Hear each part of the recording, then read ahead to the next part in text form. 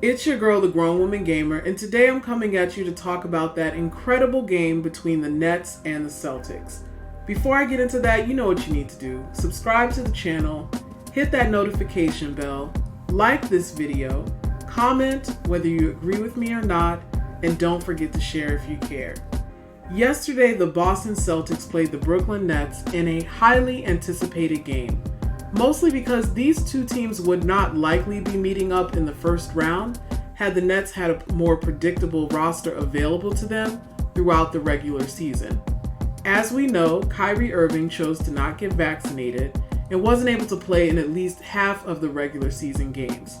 So here we are in the first round of the NBA playoffs, watching two of the best teams in the NBA match up against each other, and this game certainly did not disappoint. Kevin Durant did not have the best game.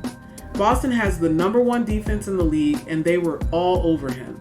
But Kyrie Irving put on a scoring clinic, dropping 39 points on 60% shooting. If the Nets are going to win this series, by the way, KD has to have at least 30 points.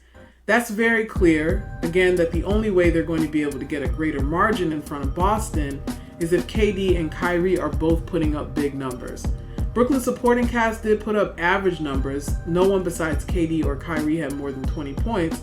And like I said in my original video, in order for this team to win, they need at least one scoring option besides KD and Kyrie that's going to give them 20 points.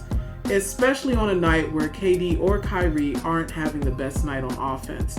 Still, the Nets had an opportunity to win throughout this game. They were down to this last play, and this is what I'm going to mostly talk about in this video because I was actually pretty shocked at what occurred. Al Horford gets the rebound, and the Celtics bring the ball up the floor. The ball ends up on the right side in Jaylen Brown's hands.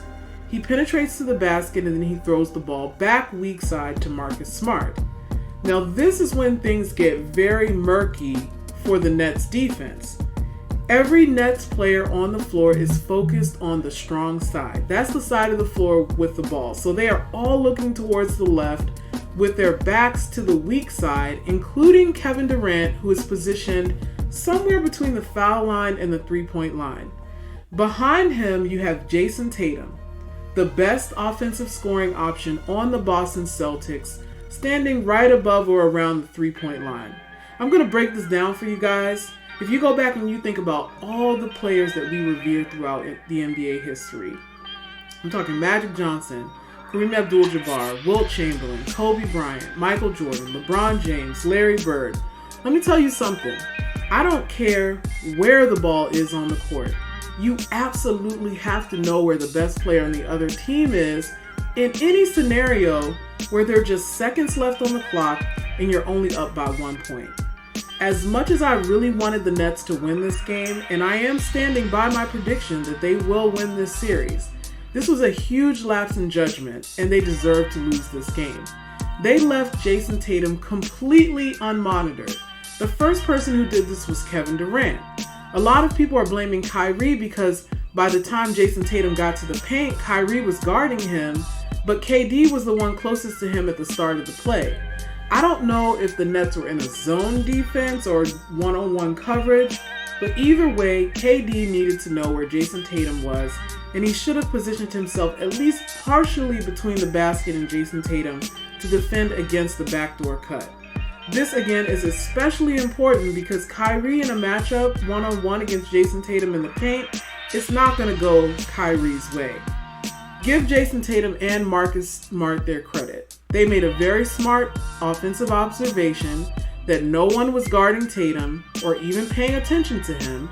Tatum cuts backdoor to the basket and took advantage of a player who is significantly shorter and weaker than he is, and they won that game in the last second.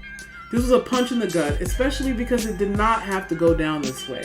If Jayson Tatum got the ball and KD ended up in a one-on-one situation, and Jayson Tatum got the best of him and scored, I would say, hey, they won that game. It is what it is.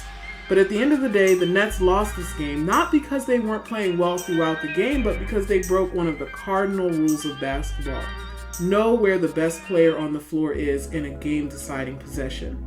This is low-key unforgivable because you learn this very early on when you're playing basketball, And again, this is why I'm saying the Nets deserve to lose this game. And I have to give it to the Celtics. I already knew that this was a great defensive team. My respect goes to Jayson Tatum, Brown, Ime Udoka, Al Horford, Marcus Smart. They all played extremely well together. Coaches made good adjustments, and you can see that the basketball IQ is going up amongst these young players as they all come into their own in this league. Kudos to them. They won this game, and it was a fantastic defensive outing for them, especially keeping Kevin Durant under 30 points, which is not an easy task for any team in this league. So let me know your thoughts in the comments section. What do you think about yesterday's game, Nets versus Celtics? Do you agree with me about that last play? Was this an avoidable loss for the Nets? Subscribe to the channel, hit that notification bell, comment whether you agree with me or not, and don't forget to share if you care, and I'm out.